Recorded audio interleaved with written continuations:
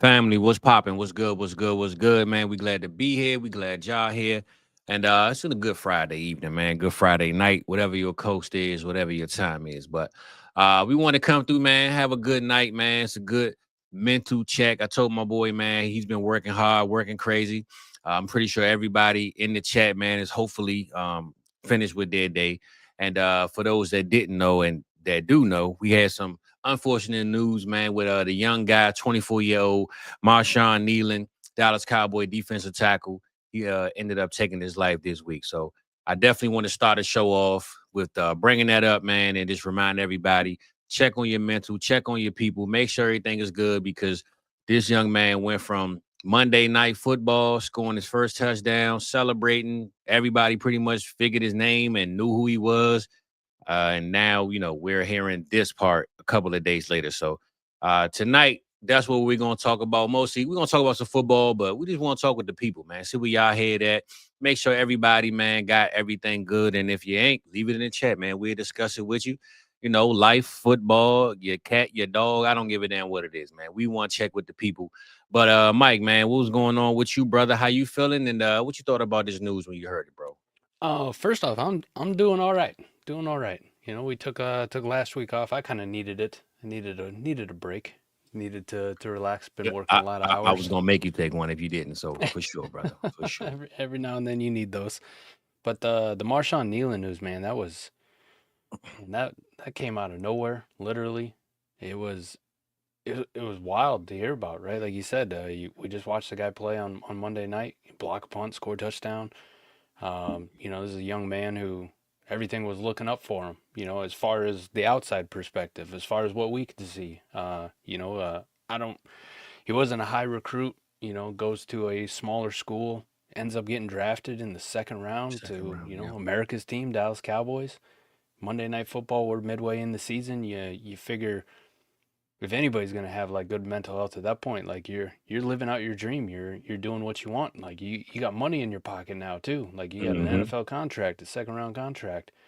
Um, and then to hear that, like, I mean, there wasn't anything related to drugs or alcohol. It was just a mental health thing. And for somebody to go from one high to that low, where man, I told my people around me this is what I'm doing. They call the cops for a welfare check, run away from the cops because I know they're going to stop me from doing what I want to do. And Mm-hmm. this is how you end it. That's some scary shit, man. It's some scary shit to know that that is a real life that we live in. That is a real world. So you feel for him, you feel for his family. I definitely say this though, like not to keep it personal or anything like that, but it really makes you question the people around you and how are they doing? Are they Yeah, okay? yeah. Like because there's a lot of people, me included. I've been down in the dumps, but you put on that smiling face and you act like everything is completely fine and you're good to go. And I mean, you don't really know what kind of demon somebody's battling on the inside, unless you actually sit there and talk to them. And I do think, as tragic as it is, maybe we'll get a little bit of good out of it. Like, this show, check on your people, Yeah. talk to them, let them know that you're here for them, and that's probably the first thing. It doesn't matter if you're, just a fan of the show, just tuning in, you catch us on replay or whatever. We care about you. We care about you. All right. We want you to be good. And there's going to be somebody to talk to. There's going to be somebody, you can reach out to, somebody that you can vent to, that you can talk about what's keeping you down, what's what your biggest fears are. I mean, as it kind of sucks to pigeonhole us as men, but as men, for the longest time we've been told, be a man, keep that shit to yourself, nobody Mm-hmm. gives a fuck. And Mm-hmm. there is something to it, right? Like as men, it is a little bit different than women. Like we don't feel like we can show our emotions, that we can talk about our feelings, we can talk about what's keeping us down, out of fear of being looked down upon. But I'm telling you, man, I will openly talk about whatever the hell's bothering me to make sure that I don't get to that place where I'm going to take myself away from my friends, my loved ones, my kids, Yeah. my wife, that kind of stuff. It's a scary world that we live in too, because it's not like the old days, man. It's not like a lot of this stuff that is bothering people and keeping them down. It's not like you can just turn that shit off like you used to be able to. We got social media, we got cell Yeah, phones, yeah, that yeah. shit's always around us, you know? Like there's always something to bring it up. But back in the 50s, you could probably lock yourself away in your closet and nobody fucking know, Mm-hmm. right? Now Yep. you lock yourself away in the closet, you're gonna get, 75 notifications, and it might be the one thing that's keeping you down, and it just brings you right back to the same spot you are, even when you think you're doing good. So Yeah, I just, my people out there, every one of you, whether I know you personally, whether we have a relationship or not, just know you got somebody to come talk to anytime, anytime. Like for sure. I will sit there and listen, and I will discuss what's going on with you. Like, just don't end it that way. Just don't end it that way. I mean, you got too much to live for. Everybody's got too much to live for. No matter how bad you think your situation is, there's something to live for sure.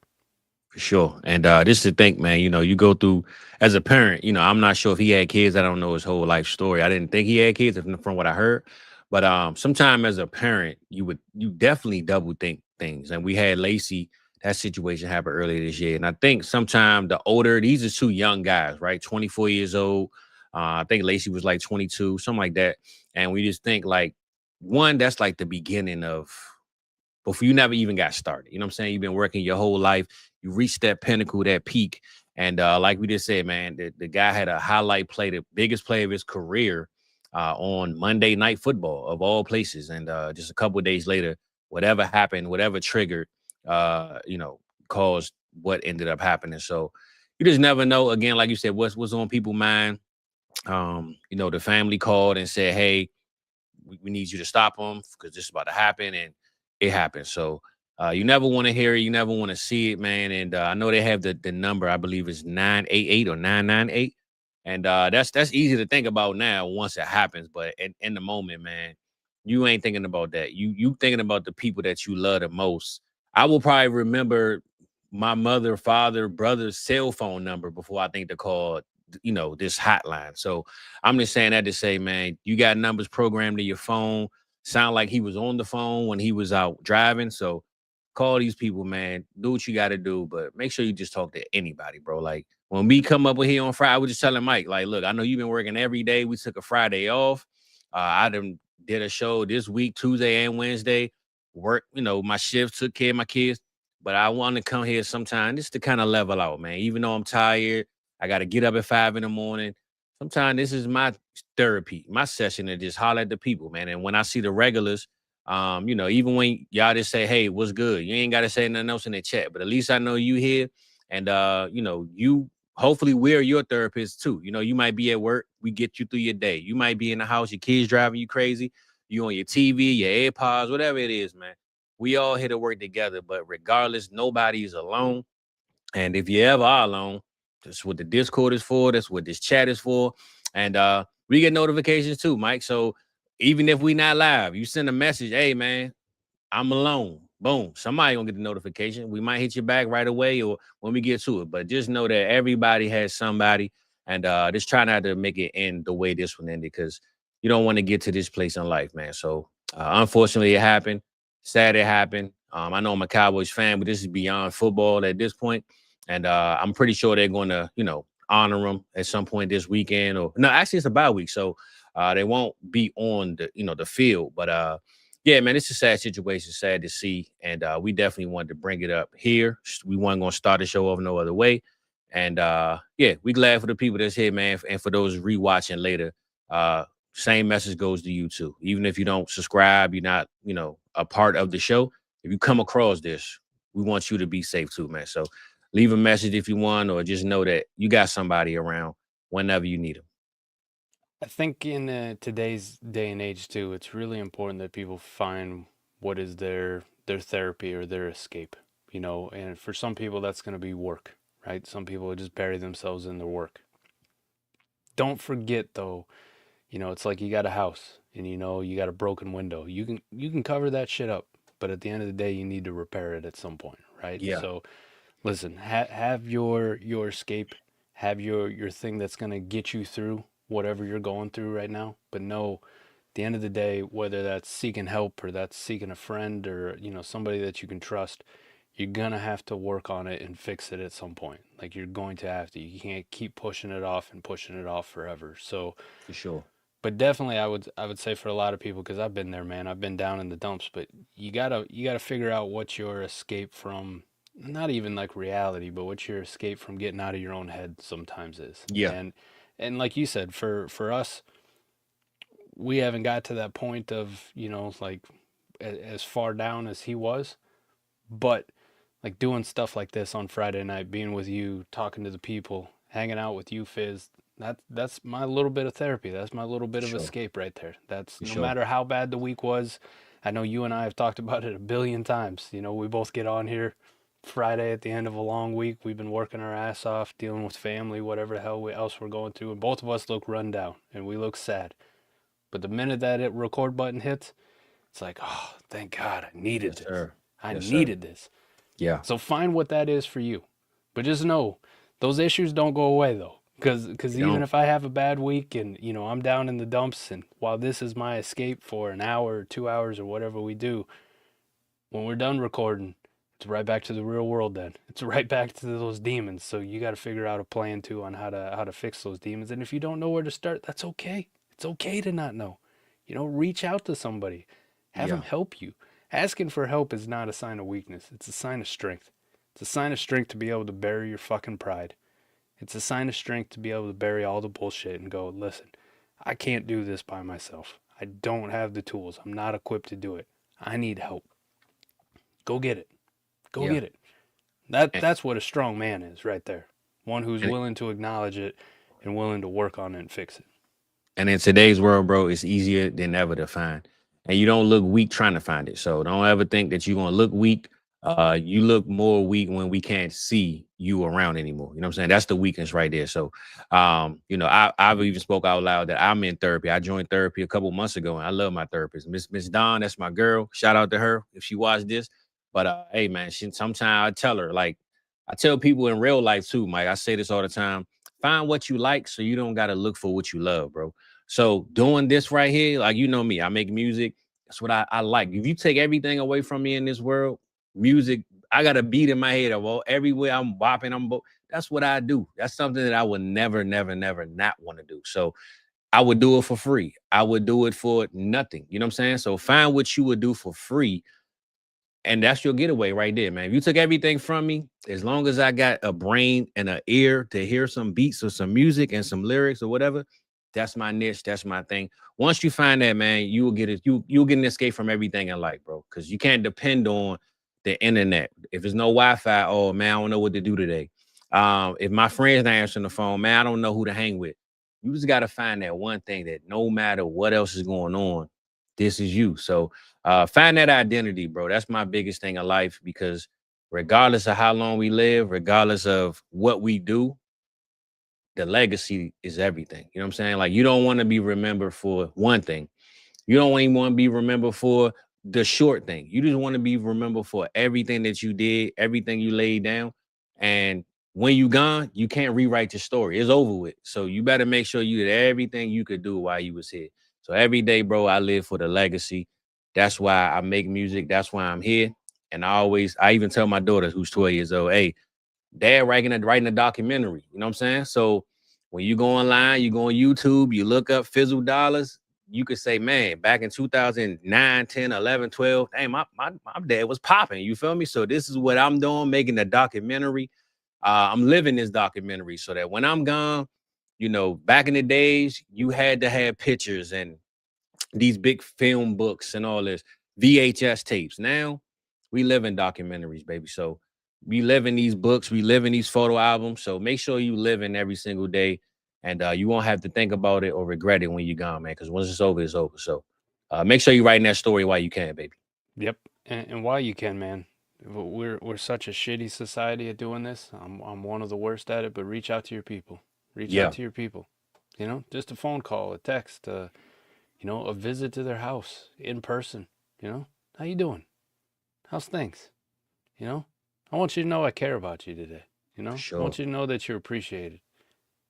That little shit goes a long, long way, man, because you don't know where somebody's at. might be the one thing that saves them. Yeah. Might be the one thing that saves them. So reach out to your people, man. We've had a couple of these this year, and it sucks I starting know. shows off like this. It really does. I know. It really does. But you got to talk about it, man, because if we don't talk about it, shit's just going to continue. Shit's just going to continue, man. But for Sure. everybody watching out there, just know we care about you. We're here for you. Yeah. Fizz, want you to know I appreciate you. I care My dog. about you. You know, I love you, dude. Like, I love you, man. Like, For sure. this is what I need on Friday nights. Hang with Yeah. you. So, listen, reach out to your people because, man, so many are just gone, and you had no idea. You had no idea, man. And that phone call could have saved them. You know, that text message could have saved them. And that's probably the shittiest part. Is like, damn, you know, who knows? Who knows what if, happened? right? Yep, Yeah. What if? Yeah. So, sad again that we had to start a show off like that, but there's no other place I wouldn't want to be to have this kind of conversation with my boy on Friday. So I'm glad that we could do this, and we will change the tone. But tonight, if you got any questions, anything you want to talk about, mental health check, we here for it. So in between the football talk and whatever else we're talking about, man, if you want to drop something in the chat that you just want to holler at us about, we will holler at you about it. So tonight we are checking on your mental, and we're gonna give you a little bit of entertainment, man, to hopefully clear your night off, man. Let you have a good night, start your weekend off right, because we here to bring life. So let's keep living that life, baby. So without further ado, Mike, we will get started. We appreciate y'all here, man, on the Vibes channel. I saw you unmute your mic, man. What you about to say, bro, before I hit this? Nope, just gonna echo all your sentiments, man. Like we talked about it. We'll continue to talk about it all night. If you got something you need to bring up, throw it in there. You know, this is that show. This is that show for it. But we got some other topics. We'll try to bring the energy level back up, so maybe a little bit more positive and not on such a negative note. But woo, all right, I need that intro. Like that intro sends me, man. That starts it for me. Let's get it then, baby. Well, just a moment, man, for Marshawn Kneeland, and before we got to get this show started. So rest in peace to the young guy, man.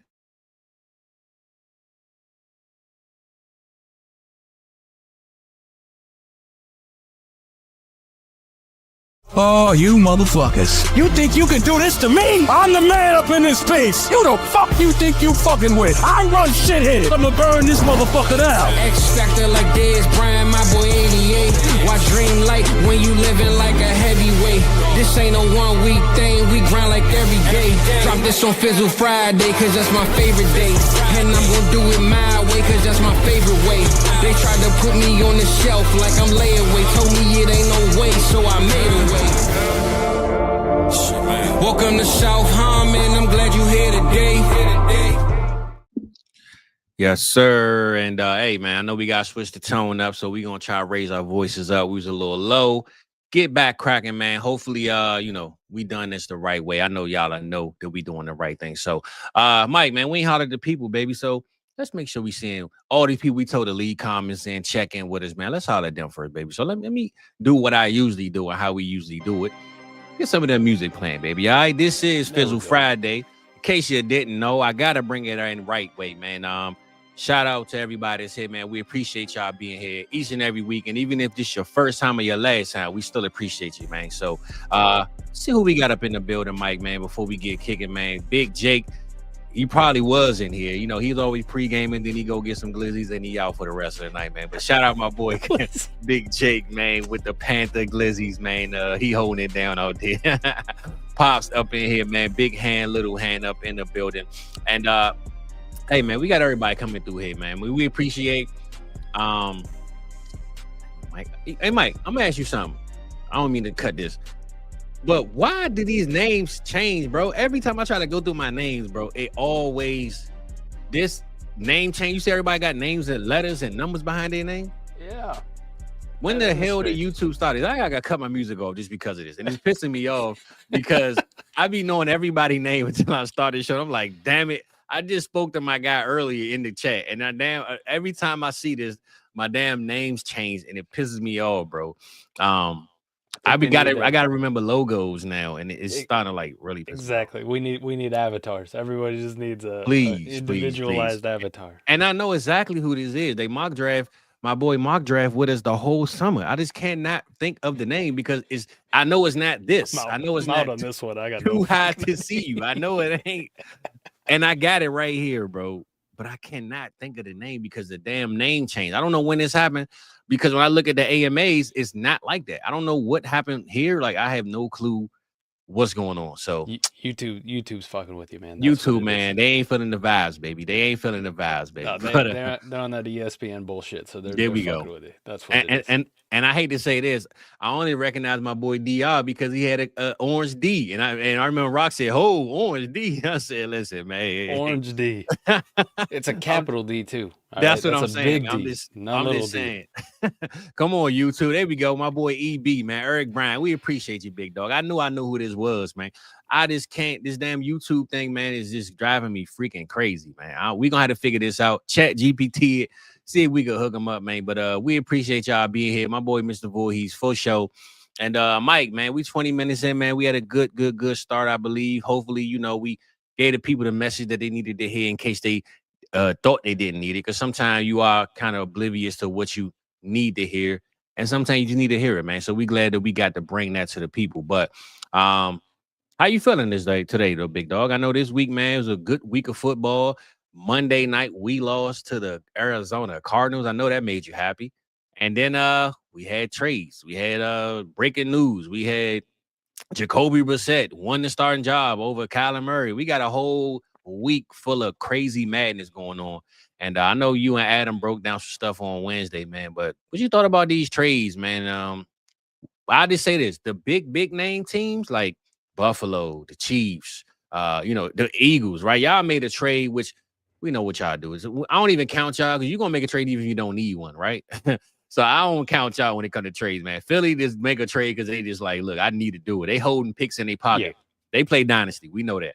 But the big teams, especially in the AFC, didn't make any big moves. Jacksonville did, but I still don't believe in those guys. But, well, I'll say this. I'll take this back before I ask you that. Maybe Jacksonville knew something, Mike, because BTJ is out this week. All of a sudden, Travis Hunter's out this week. Jacoby Myers might be coming in as the number one receiver. He ain't even played a down yet. So maybe Jacksonville knew something we didn't know. But outside of all that mess I just put together, what you thought about these trades, man? And did anybody get better to you that you think, maybe this worked out? Well, trades are interesting, especially in the NFL, right? Like, because I have a big propensity for basketball, right? And we'll see deadline deals there, but different game, right? Baseball, different game. Yeah. You talk about the NFL with 11 guys on offense and 11 guys on defense. Sometimes these trades actually aren't that big, especially in the season, because there's a big playbook. There's a scheme to learn, there's different teammates, and we see this with rookies every single year, right? Mm-hmm. They may be dynamite in college, but when they get to the NFL, sometimes it takes a little bit for them to figure out the game speed and comfortable in their assignments, right? Comfortable with the playbook, comfortable with what they're doing. If you're not thinking out there, then you're playing fast. And if you're new, right? Like, I'll give you a good example. Sauce Gardner was probably the biggest trade that went down, right? The biggest name, most draft capital got there.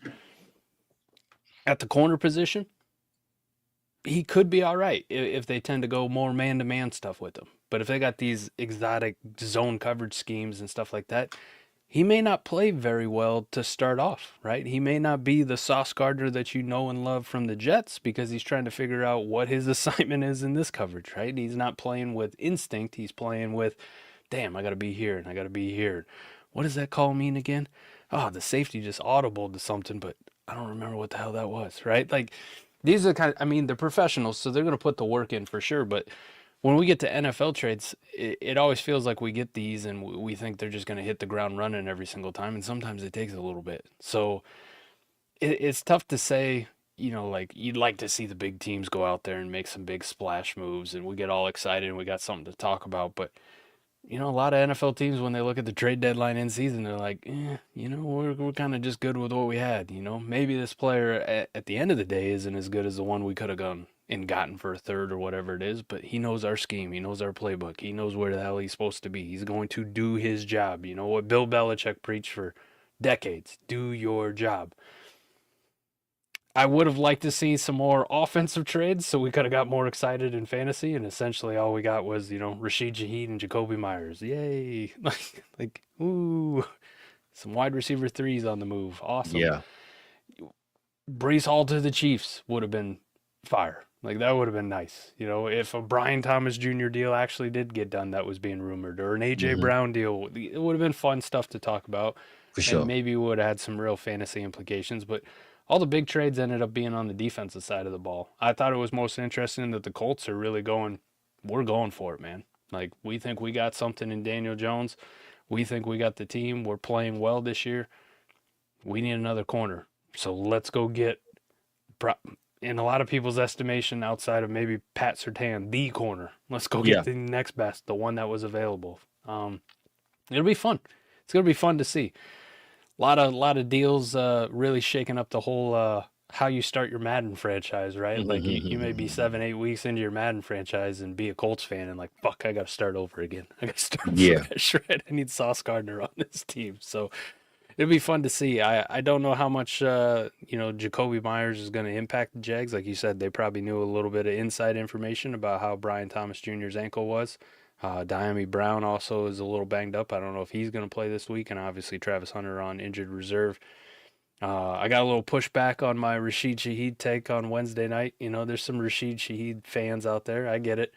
But it also kind of just feels to me that was more of an NFL move. Listen, we got a guy who can play receiver and is a deep threat that brings an element to our offense, but this is the JSN's passing offense for now. It's to open up the field more for JSN. You know what I'm saying? Open it up a little bit more, and let's not forget Rashid Shaheed's an all-pro kick and punt returner. Yeah, absolutely right. Dynamic, and field position is a massive part of winning football games. So if we can improve that for the cost of a 4th and a 5th or whatever it was, let's do that. We have that ability. I think the one that probably pissed me off the most, though, is the Jets were very open about, hey, we just need they were any third, for Brees Hall. Any third for Brees Hall. And we love what Brees Hall could do. We're just tired of him being on the Jets. And then the reports came out that Kansas City was offering a 4th, and it's stop being cheap. Stop being fucking cheap. I'm tired of seeing Kareem Hunt and old-ass, Clyde Edwards-Helaire, who's never done shit in this backfield. Pacheco hasn't looked good in 2 years now. And I'm going to be honest, Mike. I don't believe it. I think it's all fluff, bro. All just bullshit. If you just Kansas City Chiefs, you're not going to give up a third. Come on, bro. Think about it. You already thinking it's going to be the last third in the round anyway. Right. Pick 76, right? Yeah. Why wouldn't I offer this? And you got compensatory picks. Why wouldn't the Chiefs send that? I think that's fluff. They didn't want to trade with the Chiefs anyway because they didn't want to help out the AFC team. And I text Rock this right when Brees made that tweet. He was making tweets the whole day. I say, bro, I'm going to be honest with you. The Jets seem like a real spiteful organization to players that speak out loud that they don't want to be there. And I said, bro, I'm going to be honest. I don't think Brees getting traded. I think they're going to keep him there, make him suffer this year, franchise tag him, make him suffer this year, and then say, hey, can y'all trade for him? Because we going to keep this. Because remember, they paid Garrett Wilson. Garrett Wilson ain't really say much, but other than give me the ball. He ain't really say I want to leave. He just said, give me the damn ball. Brees Hall has been literally saying, man, get me out of here. Y'all don't want me here anyway. Just get me out of here. Let me go. Then he was on Twitter. Oh, man, shout out my dogs, man. I'm happy for him, man. I wish I could have went too. I really believe they turned down some trades because they was like, look, we're not going to let you go to the Chiefs and win a championship, bro. It's not going to happen. You know what I'm saying?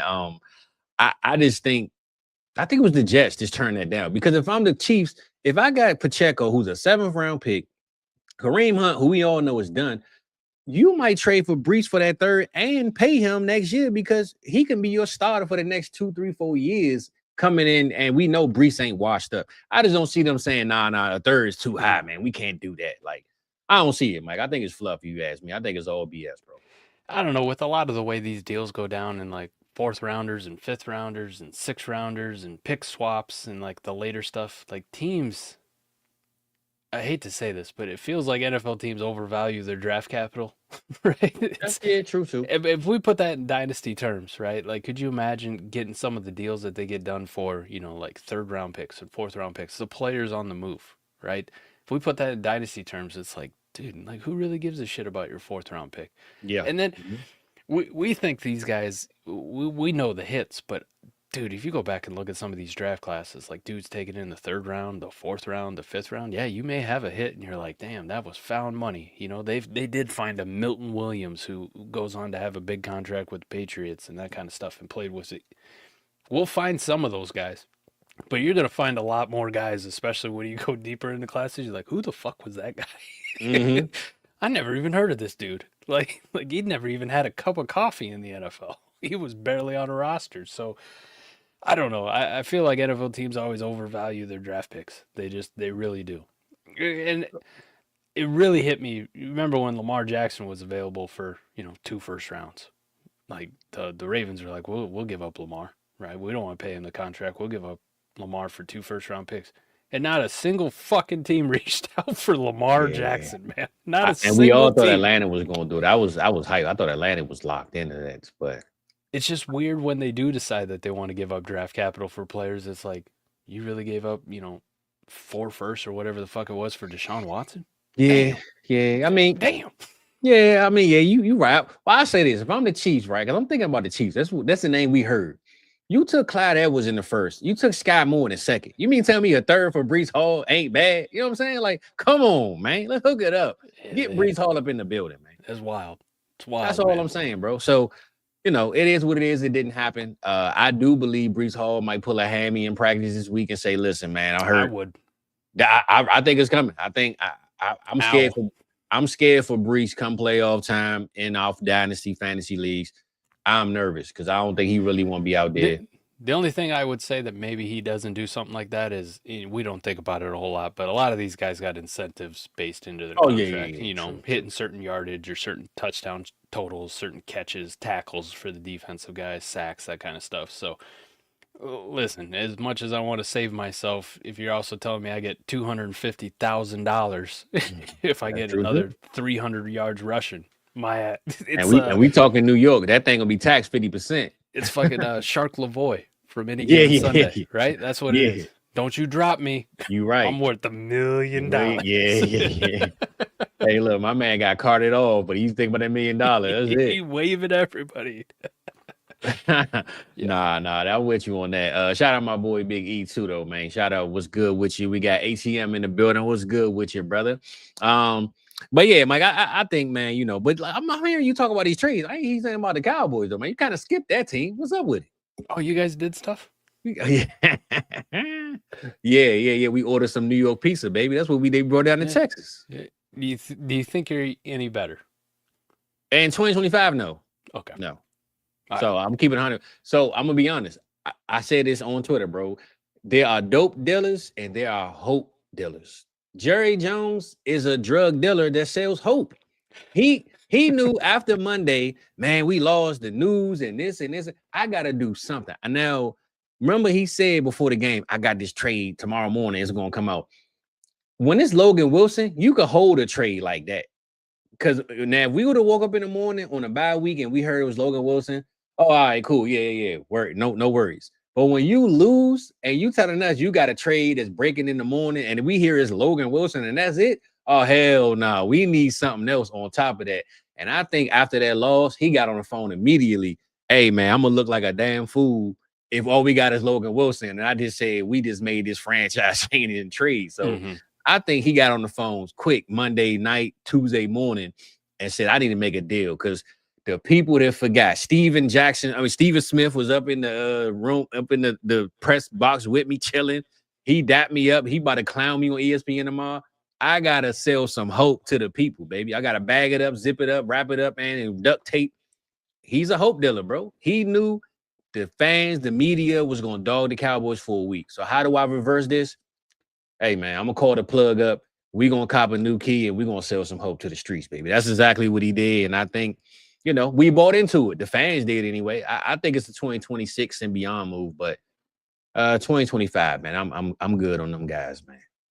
It's one of those things, like when you get fleeced so bad, the Michael Parsons trade, right? So now we can put all the pieces together on what actually the Cowboys lost and versus what they got. Mm-hmm.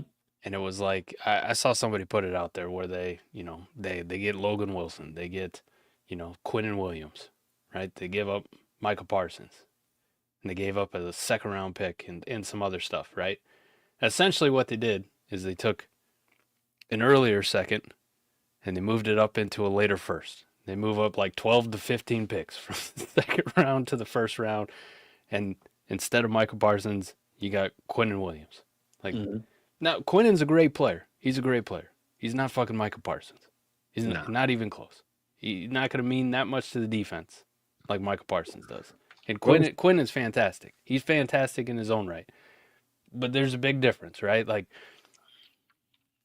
interior defensive linemen, they can be awesome and they can dominate games. But there's only like one Aaron Donald that ever walks this fucking earth. Sure. Right? There's only one guy like that who not only stuffs the run, but also is a threat to get you 20 sacks. Michael Parsons is a difference maker on the outside. And you're telling me you made all these moves at the end of the day to move up 12, 15 picks from an early second to a later first?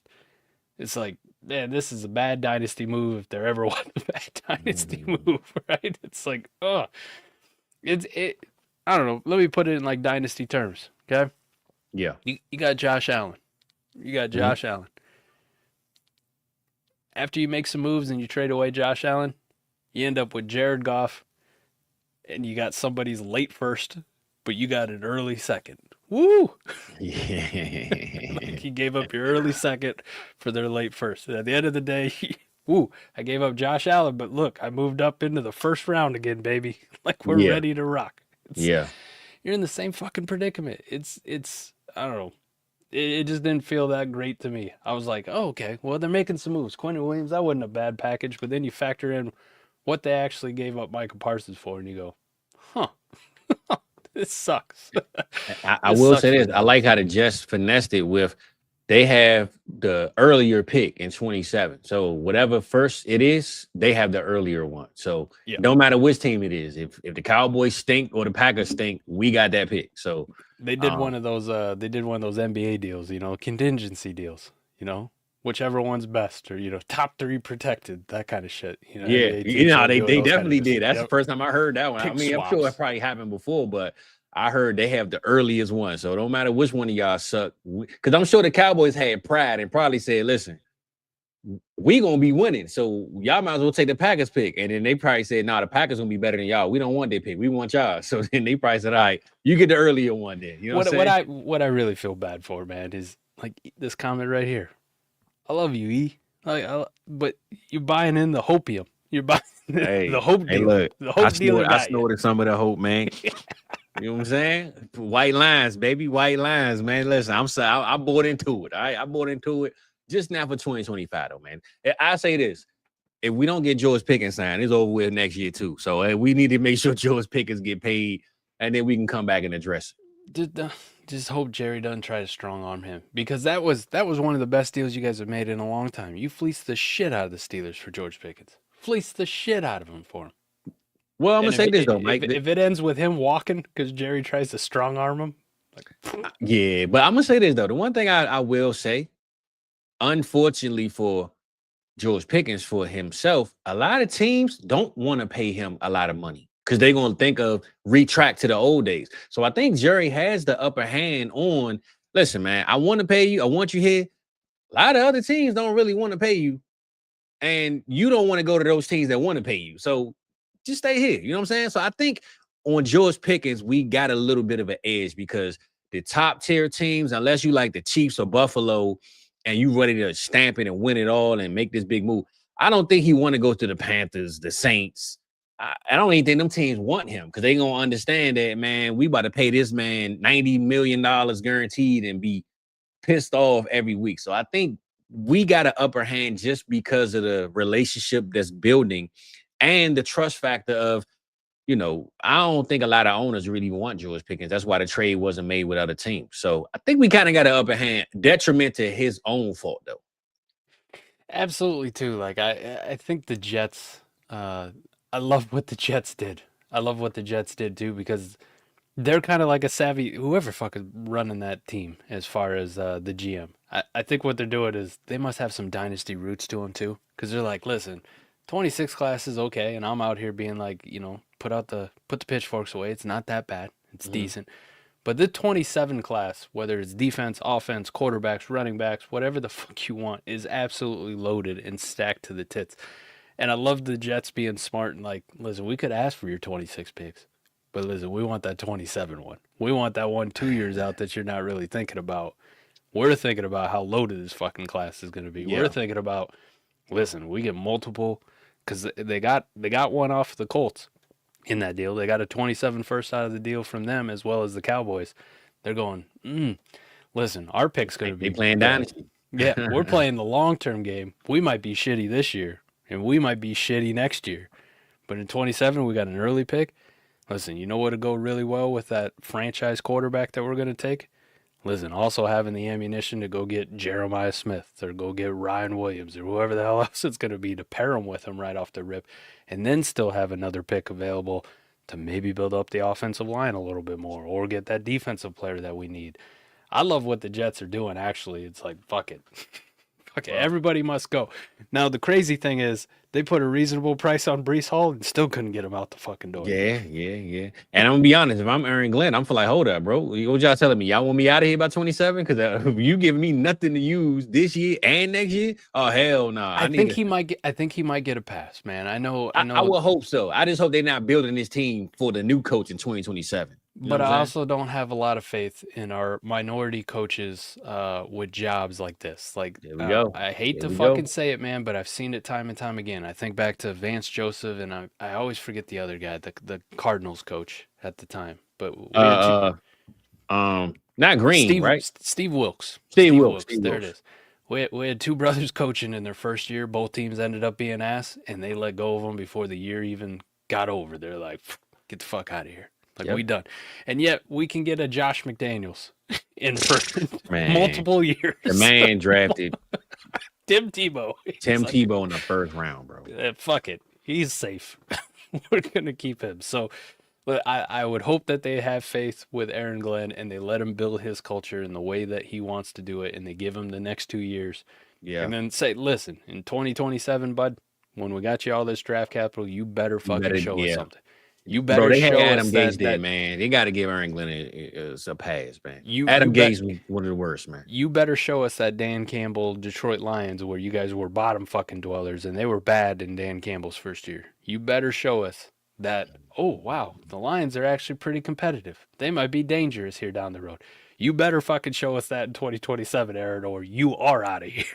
You are out of here. But please do the right thing and give them time. Give them time. Yeah, that's what we want, man. That's what we want.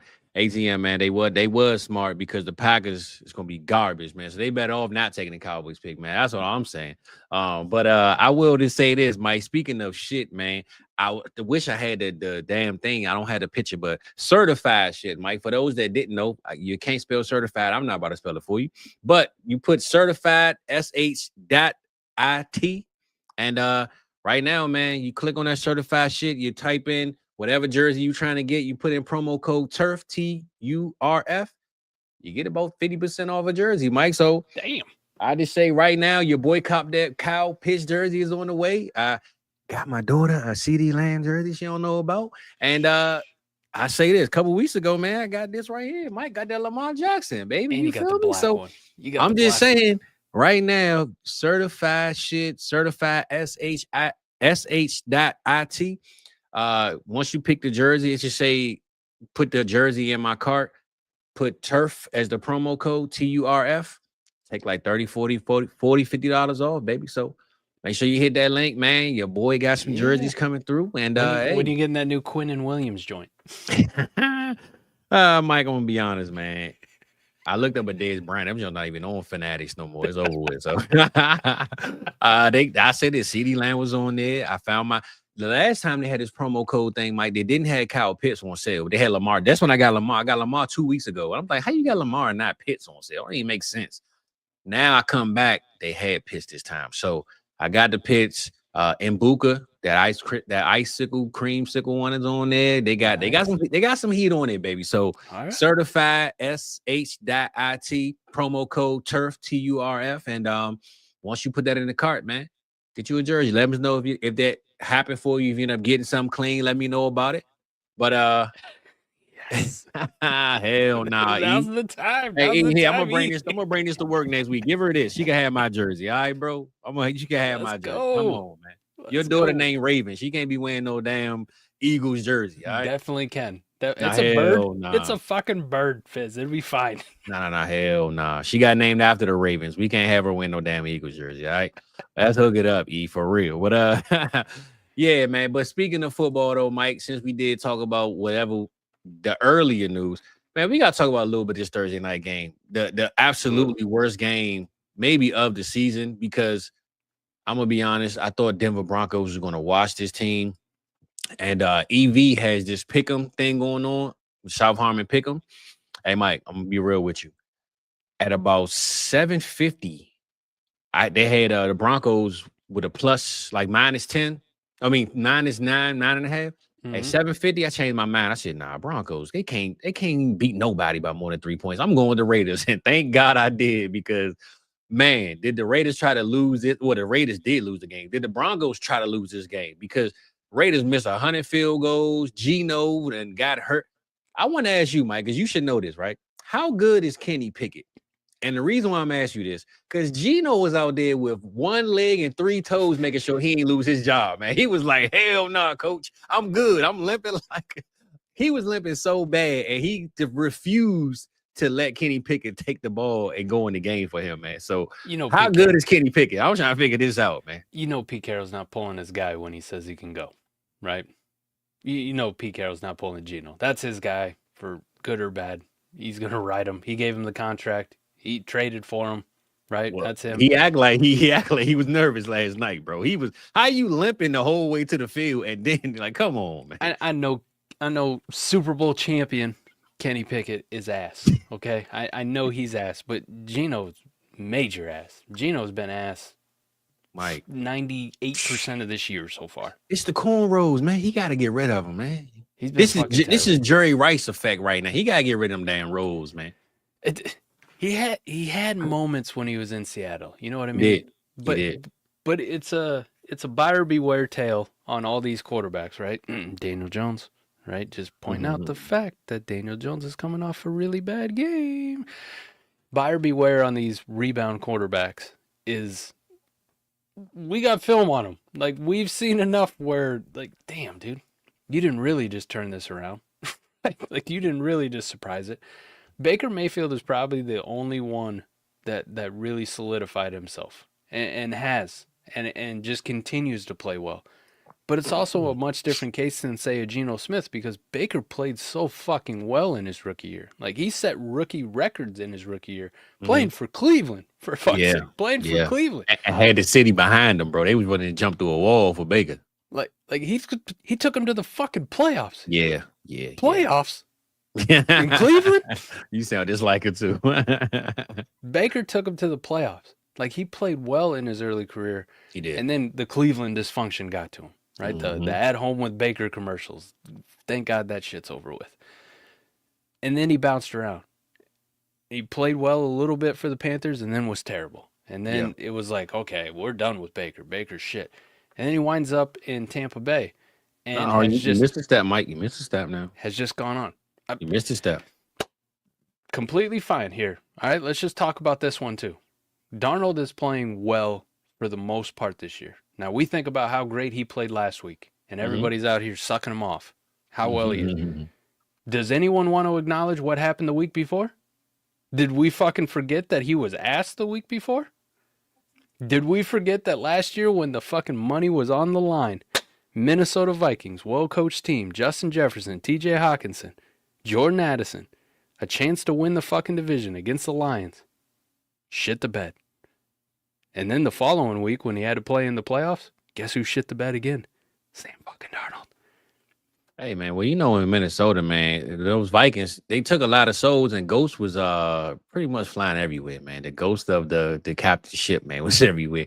But I wanted to say, before you got to Sam Darnold, Baker Mayfield, and I'm glad Sam Darnold's in this conversation. You missed a step when you brought up Sam to Tampa. I brought this up on the morning show. Baker Mayfield, Sam Darnold, both was on Carolina, right? Now, I know you just brought up the whole Minnesota Vikings thing with Sam Darnold, but I will say before he got there, we didn't want anything to do with him. I think I even clipped it one time where I said Sam Darnold will have a solid year. And I really was kind of like just hoping, right? I couldn't even stand on it, but I definitely thought he would at least try to prove himself, right? Mm-hmm. The one thing I will say that you skipped with the Baker thing when you went from Carolina to Tampa, Baker played 1, maybe 2 games under Sean McVay. Yep. Sam went to Kevin O'Connell. And I Mm-hmm. think what happened was these 2 guys went to 2 coaches that know how to coach up quarterbacks. They know the weaknesses. They taught them what. Now, granted, Baker was only in LA for like 3 days or a week. You know what I'm saying? He had that one game where everybody loved him. He went off. But ever since he left LA, we seen the real Baker Mayfield. And remember, we thought Kyle Trask was going to take that job. Right. Well, we didn't know what was going to happen, right? I'm just saying that to say the reason why I'm a rock with Sam Darnold, it ain't even Sam Darnold. I think Kevin O'Connell told him something last year that he didn't know he had, because there's no way they should have won 14 games last year, Mike. They should not have won that. I think you talking about real coaches, which is why I think the reason why a lot of these young coaches that go to, these young quarterbacks that go to these bad coaches, look at Aaron Rodgers. If Aaron Rodgers wasn't in Pittsburgh and it was A-Rich wouldn't even be in the league right now. He'd be on the bench in Pittsburgh too. Because Aaron Rodgers, he ain't listening to Arthur Smith. He like, yeah, coach, I got this covered, right? You need coaches like that. They need veteran quarterbacks that control their own environment. Young guys, I don't think that they know what to do with them. But I think Kevin O'Connell and Sam Darnold and Baker weren't young guys, but I don't think they had a system in place or a coach that really taught them the best way about their ins and outs and best and worst place of their game. And I think Sean McVay did that for Baker, and I think last year Kevin O'Connell did that for Sam Darnold, man. It's just it's just one of those things for me, right? When I see a quarterback be asked for multiple years, right, and never really show it, I don't fully buy in when you see it for a few games or when you see it for a majority of a season, or in Geno Smith's case, you saw it for a full season once upon a time, right? At the end of the day, zebras can't change their stripes. If you've been asked, you've been asked. You may have found a great situation, whatever it is. I think Baker Mayfield, we just want to lump into that same category. But like I said, all the things that I gave you at the beginning about why Baker is a little bit different was because I saw Baker play really fucking well at the beginning of his career. I never saw Sam Darnold play well at the beginning of his career. I never saw Geno Smith play well at the beginning of his career. He played with the Jets, though, bro. We talked about this the New York teams. You brought this up now. The New York teams with the quarterbacks ain't never been good. But here's the thing. I will be out here and I will defend quarterbacks for dynasty purposes, right? Like ones that really make a difference in fantasy, which just, Fizz, it is what it is. It's the running quarterbacks, right? Yeah. Like I am out here defending Trey Lance. I am out here defending Anthony Richardson. I'm out here defending Justin Fields. But if you need any more fucking clarification on why it's probably never happening for Justin Fields and he's just a bad quarterback, how about this year? Like, how many more years are we going to make excuses for? Like, how many more years are we going to keep going, well, maybe if he got with like a Kevin O'Connell. You got to lead the Jets, baby. Let's go to Kevin O'Connell, all right? At the end of the day, if you do it for multiple years and you're bad, you're probably just bad. Now, could there be outliers? Could there be guys who rebound? Sure. There might be one or two. But Geno right here is a prime example, man. I saw people doing crazy stuff and really believing in Geno, and he's done nothing but disappoint you the entirety of this fucking year and just been terrible. Now, here's the one that's probably the most surprising, is for the majority of this year, Bo Nix has not been fucking good. Bo Nix has really buoyed up his fantasy points or how people perceive him on the fact, which to his credit, in the biggest moments of the game, Bo Nix has been playing lights the fuck out, right? Like, we got to come back from 21 points down in the fourth quarter, boys. Hop on my fucking back. I'm carrying you, right? I'm going to break off a 50-yard run. I'm going to throw this dot. I'm going to do Bo Nix things from last year, and you guys are going to go, wow, you're amazing. So you play the Cowboys, but go ahead. I started Bo Nix in a lot of leagues last night. Like, damn, Raiders, I know it's a division game. Raiders are fucking terrible, though. Maybe Bo Nix is finally figuring this shit out this year, and Sean Payton's going to get the shit together, right? They're going to put together 4 dynamic quarters and not just the fourth quarter. Nope. Bo Nix is going to play like shit for the entirety of the game, and they're not going to figure shit out. he's gonna look just as bad, if not worse, than Gino. At least I could give Gino a slight pass because that motherfucker's out there limping around, like dragging his leg. Like, damn. Bo Nix, healthy as fuck, still playing terrible against the Raiders. The Raiders. Yeah, Mike, it ain't looking good, bro. I'm gonna say this though. Can't knock Bo too much though, man, because he played a game last night, man. You see that stat line right there? He played a game last night, man. They gave him play of the game. To choose from. I don't know how you make him player of the game too. Didn't Nick Bonito just have a fucking monster game on the other side? Like, come on, give some defensive players. They made fucking Bo Nix 100-some yards, 2 interceptions. Play of the game, baby. That game started off so well too. Like, I'm just casually watching the first drive, and the Raiders just kind of go down the field, and they get an Ashton Genty touchdown, and I'm like, all right, let's go. Like, and then we just see a terrible overthrow from Bo Nix. Like, what the fuck was that? and now he's found Troy Franklin as his new favorite target. What the hell is going on now? Like, what's up with this, man? We're throwing deep shots to Pat Bryant. We're heavily targeting Troy Franklin, and Courtland Sutton is getting double reverse wide receiver passes that he has no chance to do anything with. Like, fuck this. Yeah, sucks, man. I ain't liking this. Here's the great thing, man. Like, they could not find a spark on offense. They couldn't do anything. RJ Harvey has had weeks where he scored some touchdowns in the past couple of weeks, and I'm like, fuck, finally, maybe they're starting to figure out how to use this guy. Nope, 4 fucking carries. J.K. Dobbins hobbling off the field because he's got a fucked up foot. We still can't get... The minute J.K. Dobbins went to the sideline and the announcer said Tyler Beatty in the game, I went, fuck. No. Why you do this to us? Yeah, man, fuck the Broncos, man. I'm so sick of them. Yeah, and Mike, it's no way that they're beating the Chiefs in a division. Like, what is going on here, man? This is disrespectful out here. This is wild. This is disrespectful. You want to talk about? I knew the Raiders were ass. I think everybody in the nation knew the Raiders were ass, except for maybe Raiders fans. What I didn't know is the Broncos were this ass. Nah, facts. Which is because that defense is so fucking good. So good. Sheesh. So good. Like, yeah, man. I don't know what you would be petrified you play this, but the defense is the only thing carrying this fucking team. And of course, you play the lowly Raiders on Thursday night and you win a game 10-7. That's all defense, man. It's all defense. And to be honest, the Raiders, bro, missed field goals. No, Mike, I know you watched the game. I don't know how much of the game you watched, but what the hell was up with the punter, though, bro? They was like, what is going on tonight? The punter kicked the ball off his ankle. Then the next time he kicked... The Broncos are trying their best to lose this game, man. It was sad, bro.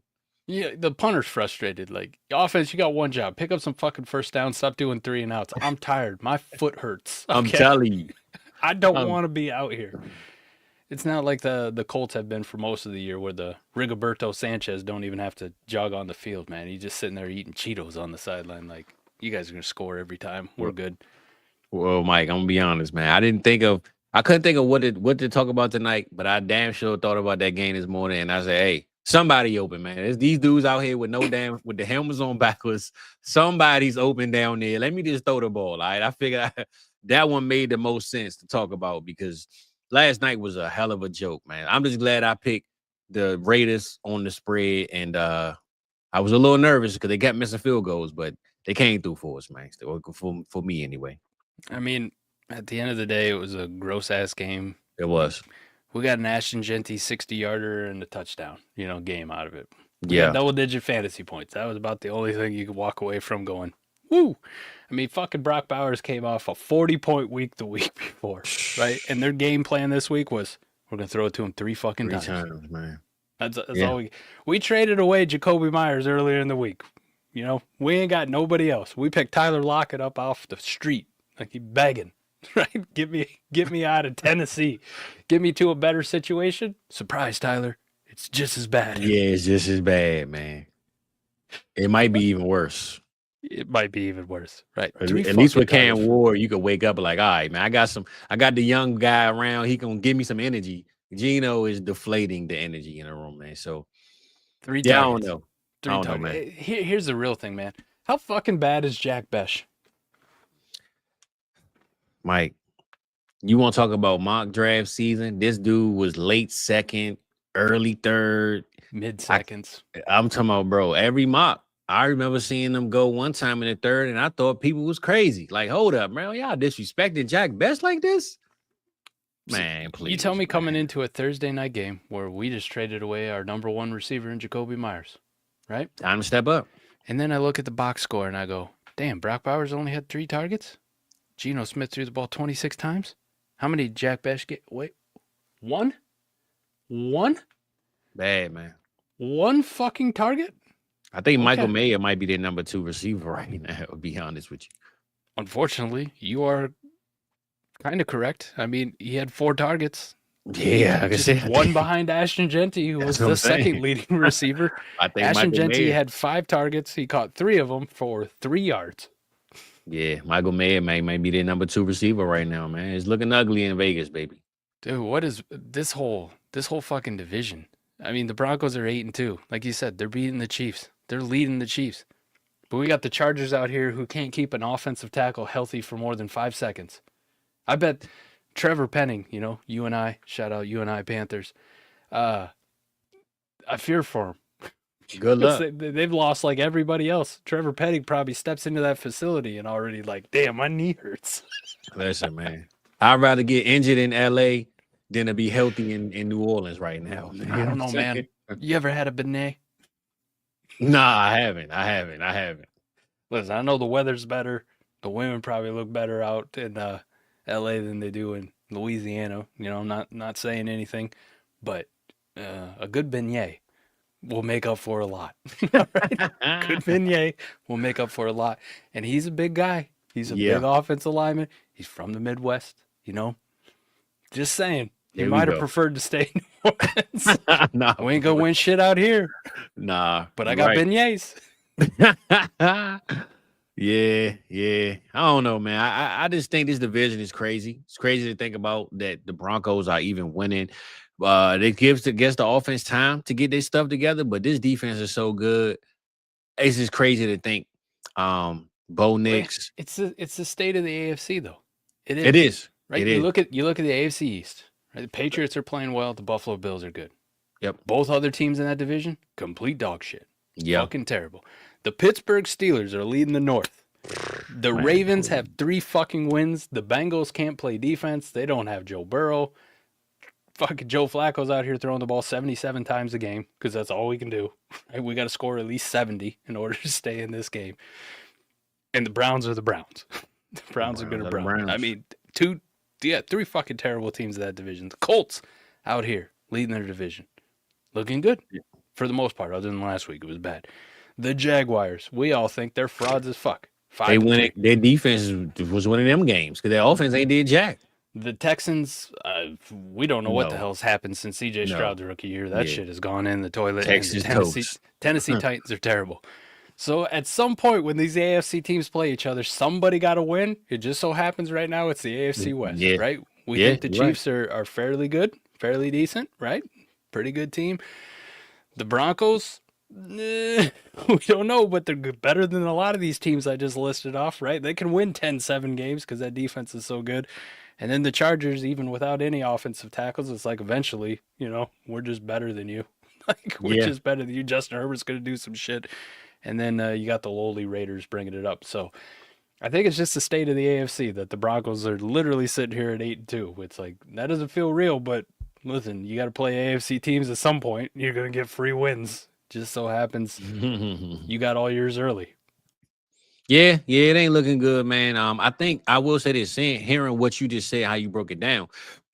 I know things can happen, injuries happen, wins, losses. I think we got a playoff picture in the AFC right now, though, bro. I think we pretty much know who's the best and who's the worst, right? AFC West, pretty much, I can see 3 teams coming out of there currently right now. You got the 2 in the AFC East, and then you got Pittsburgh at the top and the Colts. Is that it's 7 teams or 8? How many did I name? So right now, if you look at the AFC picture, the Kansas City Chiefs would be the 8th seed. Okay, yeah, I think I just went over this on Tuesday. Yeah, the Chiefs are the 8th seed and they're 5-4. And I'm telling you, I've never seen a cleaner tier break than ever. There's 8 teams with a playoff chance in the AFC for 7 spots. Crazy. There's 8 teams. The Houston Texans are the 9th seed right now, and you go, nope. The Ravens, nope. The Bengals, fuck no. Right? That's your next group.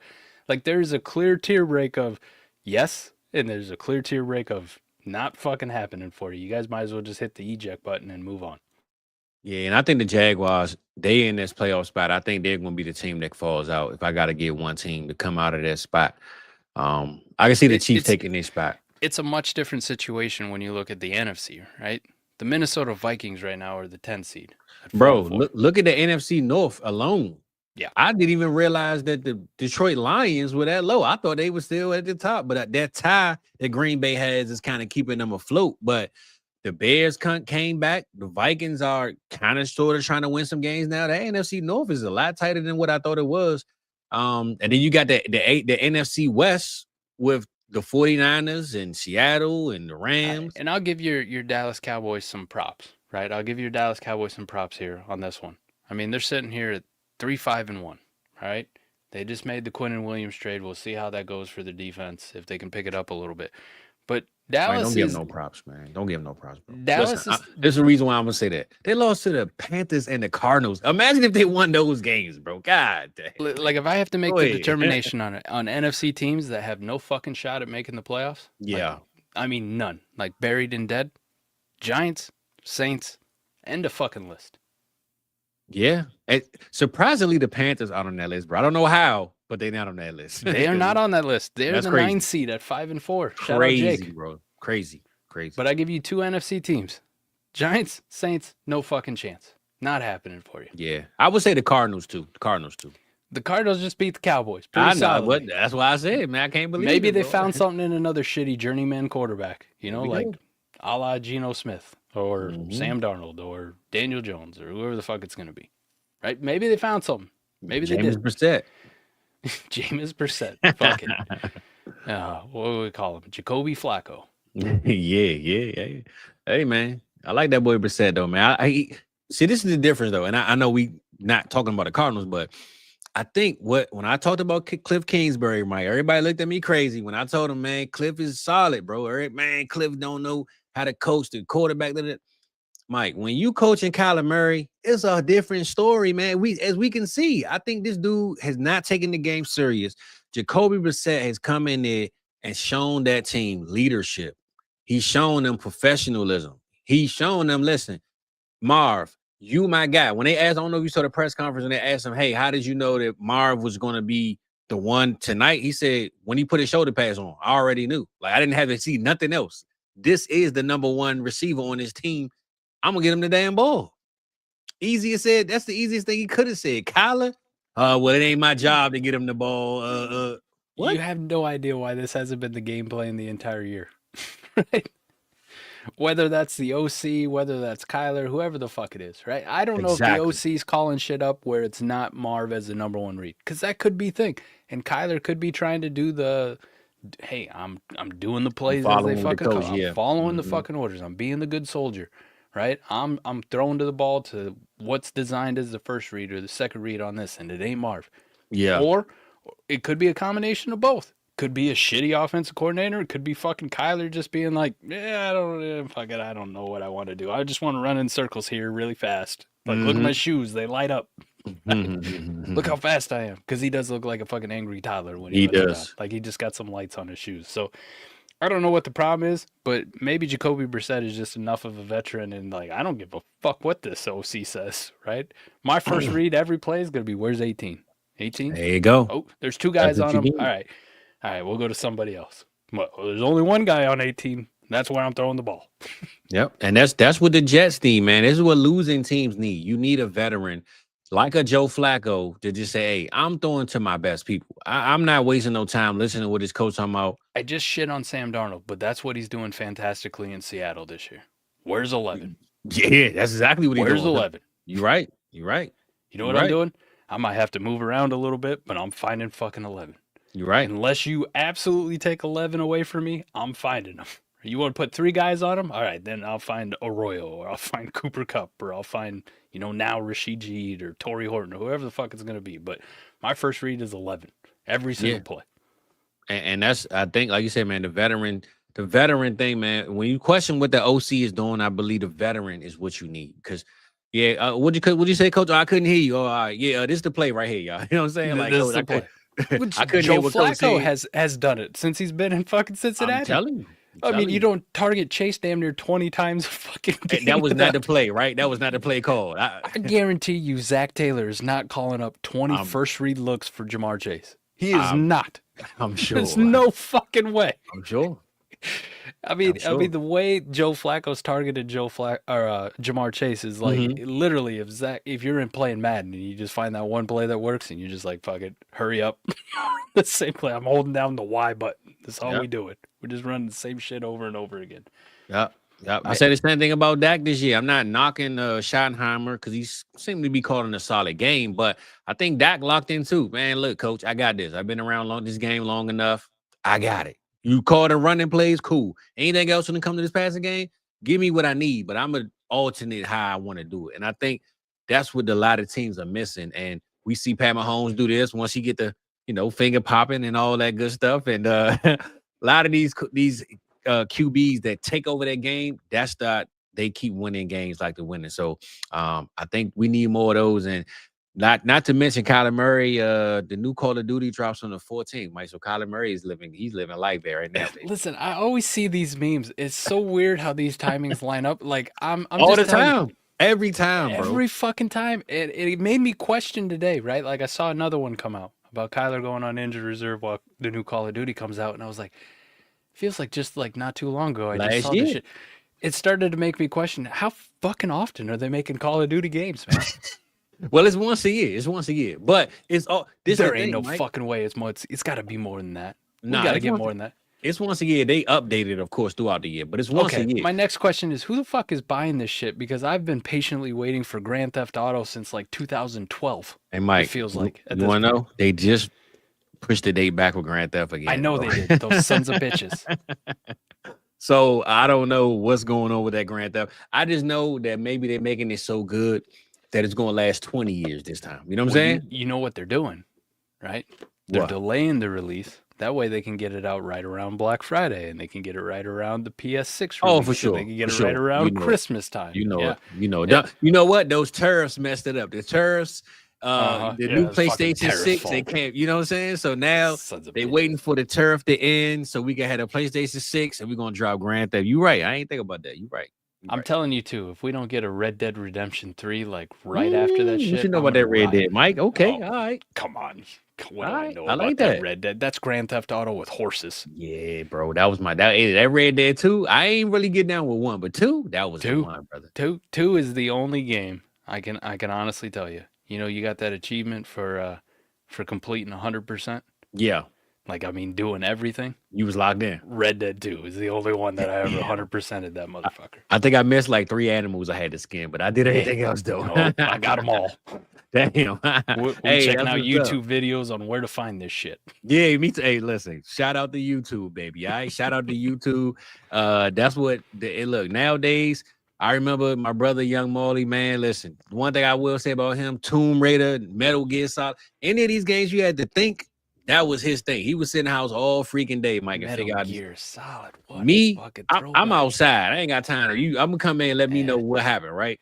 Now, hey, bro, I'm about to YouTube this, man. How you get past this level? Because I can't do it. I tried it 3 times. It ain't working.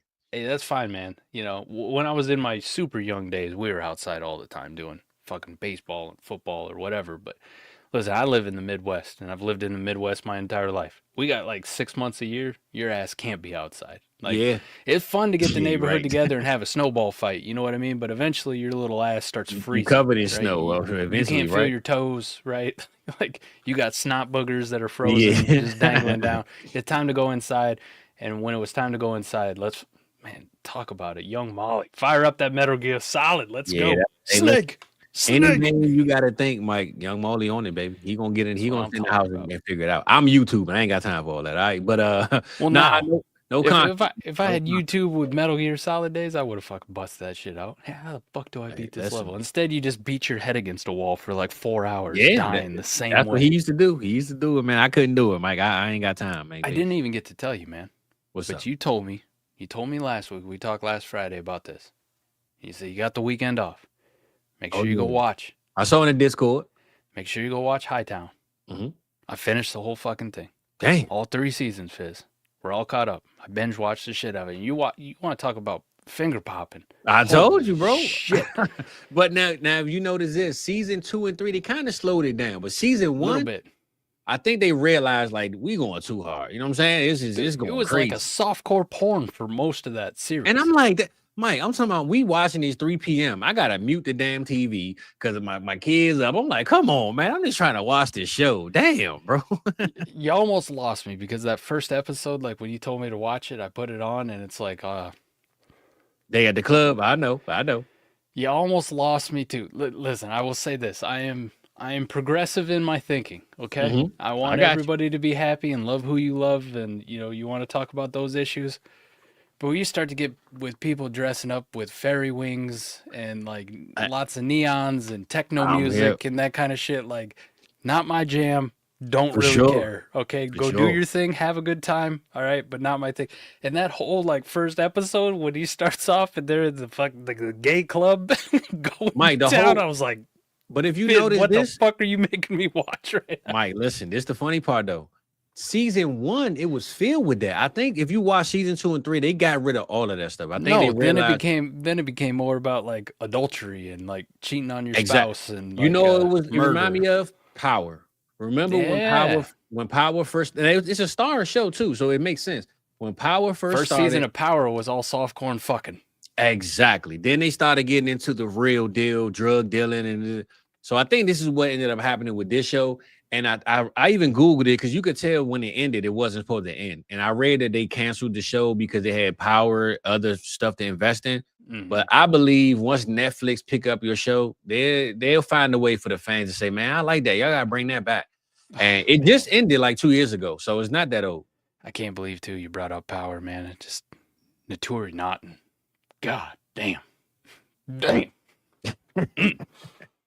that fucking scene with that poor driver in the first Oh, season. yeah. When I talk about softcore shit, I was like, what? You smell D Wade? Yeah. Man, look just like D He Wade, man. did. He looked like a fat D Wade, but he looked like D Wade. He did. She's But in the back. so overall though, what you thought about the show? It was good. Yeah, it was pretty good. You can definitely tell that probably halfway through season 3, they probably got the notification that they're canceling and not bringing the show back. Like Yep. we ending it because they definitely rushed a bunch of shit towards the end. They To did. like, let's They put a did. bow on this shit and wrap it up. And Yep. you kind of hate when they do that, right? That was probably one of my biggest gripes on Game of Thrones. I mean, we had 6 pretty damn good seasons.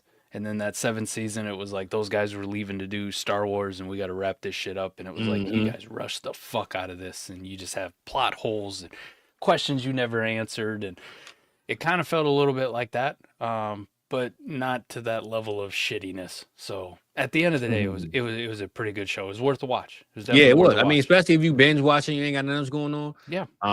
It's definitely worth the watch. But like I said, man, finger popping was serious, Mike. And I will just say, not to prolong that conversation, but I told my girl, I said, listen, man, the way she doing what she doing, bro. I'm talking about women was going crazy, and that's all she was doing. She was doing nothing else in the club, in the bed, in the hallway. It made me question myself. Like, am I been doing this wrong for 39 years? All you need is fingers.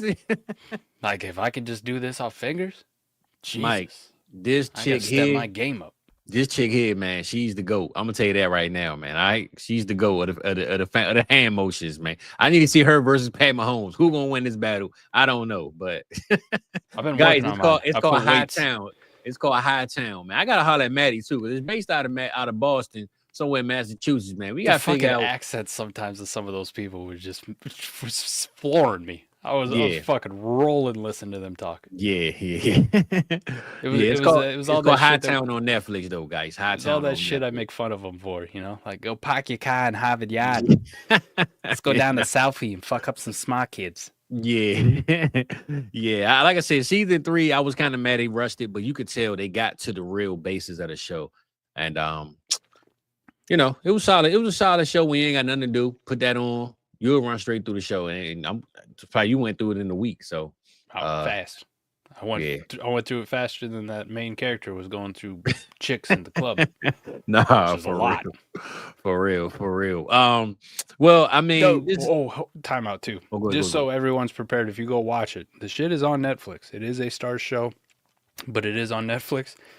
Listen, I talked about the the gay clubs. Okay, that is very prevalent. Just I want you to be forewarned. I don't want you to get shocked like I was. I was like, what the fuck is this? Right? But power through it. But the other thing I want you to not be prepared for is, especially once you got towards season 3, Fizz, while they may have backed off on the finger popping in the clubs and maybe the gay overtones that they had, the amount of dick they were showing in season 3, the amount of dick that I was like, I didn't even know you could put that on a show. Yeah, Like I thought I had to go to one of them websites, Pornhub.com. Mike. Stars just overdo it, man. I don't understand it. There was Stars is dicks everywhere. Stars, dicks left and right. It's glizzies. Jake from Carolina Panther glizzies, just left and right. Every time I looked up, I was like, "What the fuck? What the hell? What the hell? Nah, for real, man. Like I said, it's Stars, man. Stars is like I said, Mike, I'm in the house, like, man, and of course, your kids. Every time that part come on, they pop up at the room. I'm like, come on, man. It was the worst fucking part, man. My daughter spends a lot of her time upstairs. I got the man cave down in the basement. I do my own thing. It never failed though. Whenever she came down to ask a question, you asked what I wanted for dinner, whatever she was doing, tell me good night that she's going to bed, tuck her in. What the whole fucking works. Every time I hear them fucking footsteps on the steps, I'm like, you gotta pause. Shit. Every time, bro. Turn the TV off real quick. Every freaking time, man. Turn Kendrick Lamar, turn TV off, bro. That's the only thing. Every freaking time, man. Every time one of them parts come up, my kids need something. Oh, I don't understand it, man. But yeah, no, it's a solid show, man. So I'm glad I gave you a week's worth of content to enjoy. So I got to use my Apple subscription next. I got to go watch C. That's yes, sir. Because he got another one on there. I need to go find out. And then we're gonna have to review that one too, man. We need to definitely start reviewing some more shows and movies, man. I know you're not in the scary movie, so I won't ask you about the Black Phone 2, but that one, unless it's Leprechaun in the Hood, I ain't watching. all right. We're gonna leave that alone. So I guess we're gonna get out of here for a minute, man. But this ain't. I'm not gonna say it's the best news because it's not good that it happened. But I want to ask you, man, what's your thoughts on this Antonio Brown thing, man? Before we get up out of here.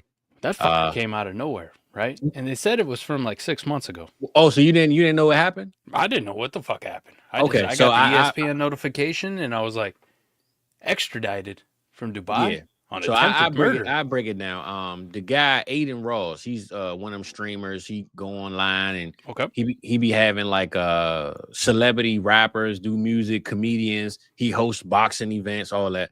So AB. He just out here living his best life. He hooking up with all the streamers, all the guys sitting in the house on the camera. And AB's fucking crazy. Exactly. So the guy, Aiden Ross, had a boxing match somewhere in Florida. And it's actually recorded. So the kind of a good and bad part about it, Mike, he can't say that he didn't try or he didn't have a gun. Because the whole thing is on stream. It's literally recorded, right? He was there. They said that some guys tried to jump him, which you can see on the video. The dudes tried to jump him or fight him or whatever, try to grab his chain. He took his gun and shot in the air or shot at them. I remember which one. But when he did it, he left. They locked him up, though. This is Florida, Mike. This is how you know it's Florida. They locked him up that night. He got out. He went back on the stream an hour later. Yeah, man, I'm going to tell y'all what happened. Like just imagine you got handcuffs on, you get in jail, or you go down to the station. Florida, the man was right back out in like an hour, bro. He was back on the stream telling us what happened. Next thing you know, a warrant went out and he went over there to Dubai or across overseas and said, I'm about to work with Kanye. So he was acting like he wasn't on the run, like he was just chilling. But we all know he was trying to avoid arrest. And a lot of people were saying, it's Florida, stand your right. Maybe you shouldn't run. Just go back, face it, and whatever. He was like, nah, I'm out of here. So he been over there chilling for like this happened during the summertime. So he been over there for like 3 months, ducking, I guess, the charges. And you know him, he's trolling, he's online. Well, my baby mothers don't got to worry about child support because I ain't coming back. Like he's saying all type of wild stuff. So now they extradited him back here and he's in jail. I think maybe he might be out. I don't know. But the crazy part is though, Mike, when it happened in Florida, and Florida is a big stand your ground place. 2, it's literally the whole conversation is on camera. You could see from the moment it started to the moment it ended. And you see him with the gun. He shoots it. You just don't know whether it's self-defense or not according to the law. But regardless, this is Antonio Brown. We talking about one of the greatest receivers of all time, Hall of Famer in his own right. And just to see the meltdown from the Jets to this, I mean, the Tampa to this, man, it's just crazy, man. It is wild. It is wild, man. The only thing I really learned from the whole situation, too, is I had no idea who Aiden... I've heard of Aiden Ross. I don't know what the fuck he looked like. I had to Google who the fuck Aiden Ross is. Yeah, he's for the young. He's for the young people, man. He got a very punchable face.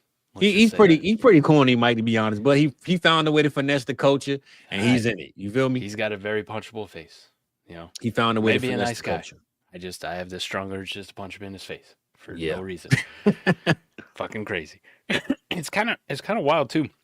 You talk about the AB situation too. In the fantasy streets, we got like a controversy going on and a meltdown and a crash out going on at the very, very same time, man. Oh, I don't know how much you've been paying attention to this one, but this shit's got me fascinated, right? So back in the day, this guy Fusuvu, Devi Youssef on Twitter, used to be like one of the big time names as far as, you know, Devi content back in the day. And he's been in some situations where he's said things on his Twitter that don't fly in today's day and age. Let's just say that, you know, some hard R's being dropped, you know, and not the color kind, right? The other kind that you can't say, you know, that kind of stuff. Yeah. Anyways, you know, for the last couple of years, this account Fantasy Receipts has operated on this anonymity and, you know, they're being righteous by holding fantasy analysts accountable for their bad takes. Hey, Mike, I ain't gonna lie. I be tagging my takes. They don't never take me serious. So we ain't big enough. I know. They follow me though. Shout out to Fantasy Receipt. They follow me, but I mean, we ain't big enough to make it on there. You know, I've self-imposed it, and I got a shit ton. I like calling out my old ones because for sure. Like I said, they follow me. Shout out to them, but they don't never. They don't call me out. I've had some fucking doozies, but anyways, and it's gotten under the skin of quite a few fantasy analysts. Well. It definitely got under the skin of Devi Youssef because Fusu crashed the fuck out here these last couple weeks with this fantasy receipts things. And I mean, it escalated to the point where there's an actual tweet, or at least was a tweet out there about, you know, bringing guns to the Fantasy Expo, which I was like, what the fuck? Yeah, nah, I ain't seen. I missed all that, Mike. What the fuck's going on? And then you got this guy, Kevin Mashern or whatever. I've seen him around on his stuff. He's got quite a few followers.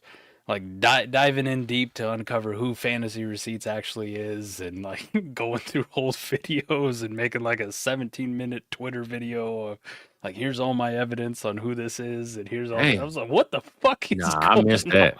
I missed that, bro.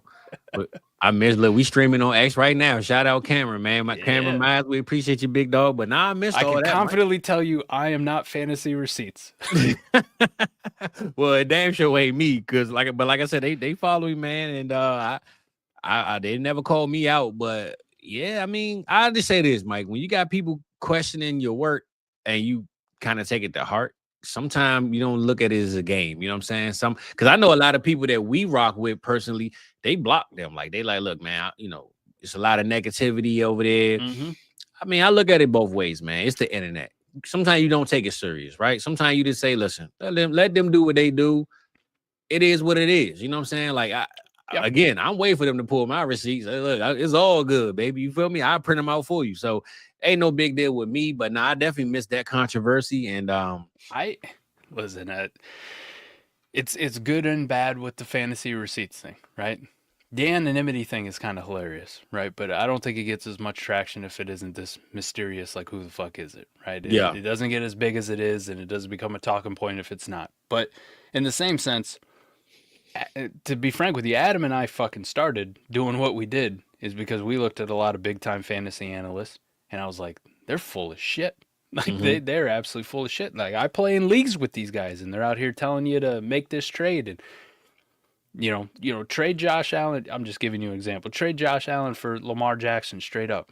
And I'll be in that fucking league right now, and I got Lamar Jackson, and I'm thinking, like, I play with this guy. I just heard him fucking say it on his show. He would trade his Josh Allen for Lamar Jackson straight up. Do it. He told everybody to do it. And I offered the guy the fucking deal. Reject. Instant decline. Reject. You're full of shit, bro. You're full of shit. So at the end of the day, that's how Adam and I started this. It was like, man, I think a lot of these dudes are full of shit.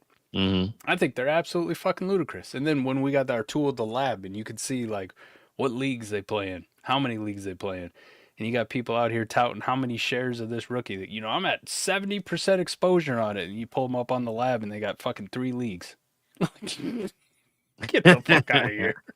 So it's good and bad because I also kind of side with it. I was like, fuck, people need to be held accountable for their shit. Sure. You're going to spew some fucking take, you better believe in it, right? Sure. If I'm going to tell you, I don't know if I'm going to tell you I don't believe in fucking Rashid Shaheed in Seattle on Wednesday night, and you come to me and you're like, dude, I'll give you a second for Shaheed, and I turn you the fuck down, I'm full of shit.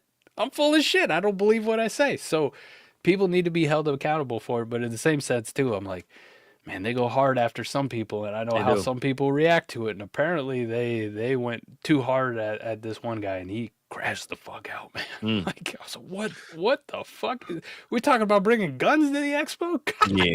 I missed that. And I think the part that makes it worse is you don't know who it is. So that's like the thing, right? It's like somebody calling you out, but you have no idea who this is. So it's probably irking you even more. Like, let me know who you are if you're gonna question what I'm doing. That's the downside of the internet in general, right? Like, exactly, bro. Listen, it ain't that deep. I love every YouTube comment that comes in. Even like I got a couple YouTube comment beefs, with like buy Apple. That's a guy who fucking just always chiding me about 26 class. And there's times where it gets to me, but at the end of the fucking day, a lot of people don't have that wherewithal to go like, man, the internet's pissing me off today. Close. That's it. That's it, bro. I'm gonna go tripping, man. I'm gonna use the internet for something else. All right. What's a Bella Danger up to? Is she still around? All right. Let me go back into the greatest hits. Hey, Mike, I always go back to this one comment.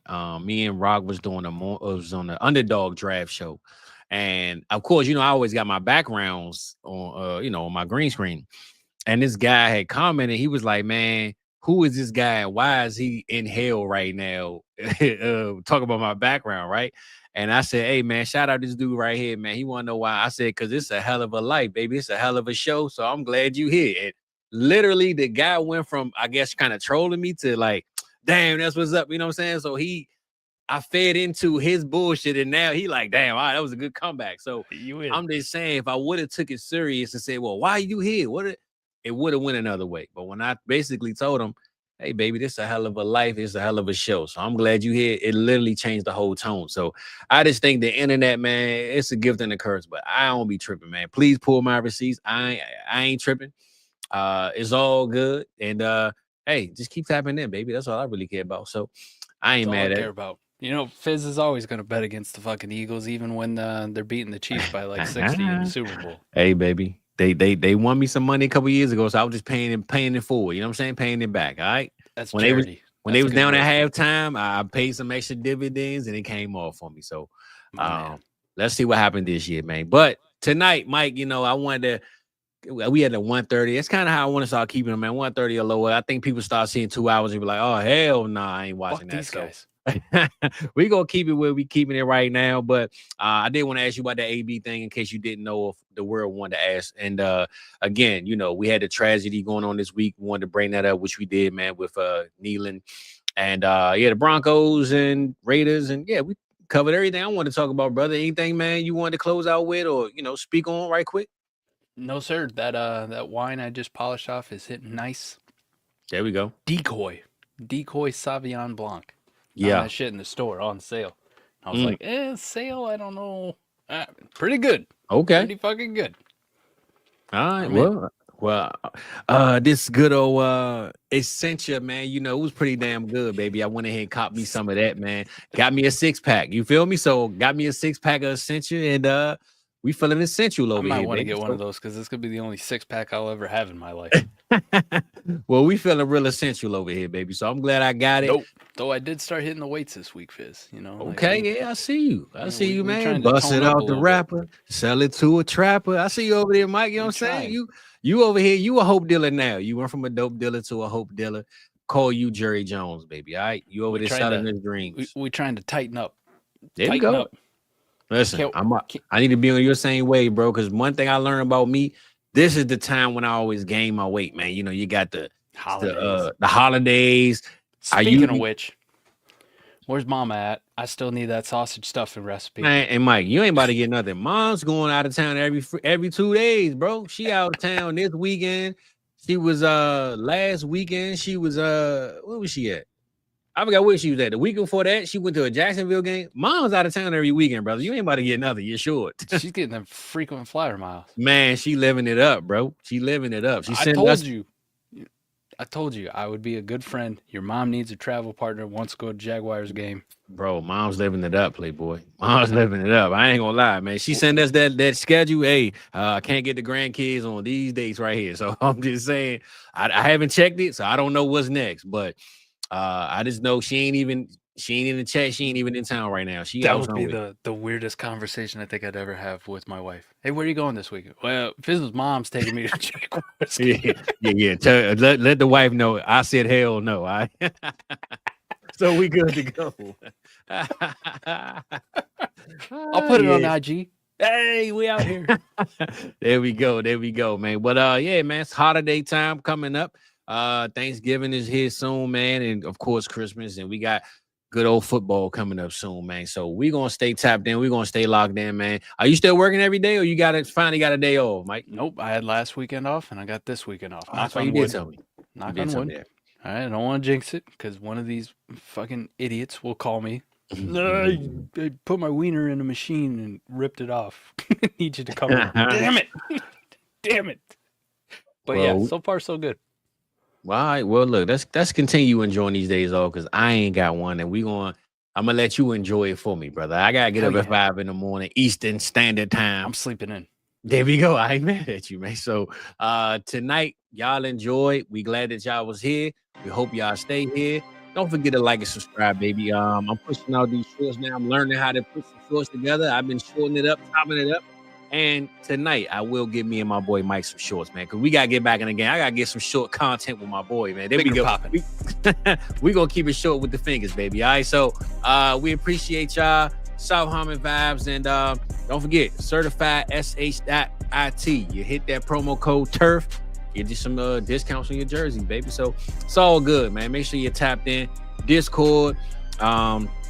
I forgot to update the description, Mike. I didn't put the whole list. I don't think I did. I'm going to update it after the show. But regardless, check the description. Anything you need, all the channels, all the links. Make sure you stay tapped in, baby. And that's how we going to keep it, all right? Let's go. I got to give you that. That's how we living. That's how we rocking, baby. Love y'all. Check on your loved ones. Loved ones. That's it. Send the call, send the text, baby. That's all you got to do. And just know, nobody love you. We love you, man. So we catch you next time. We out of this thing.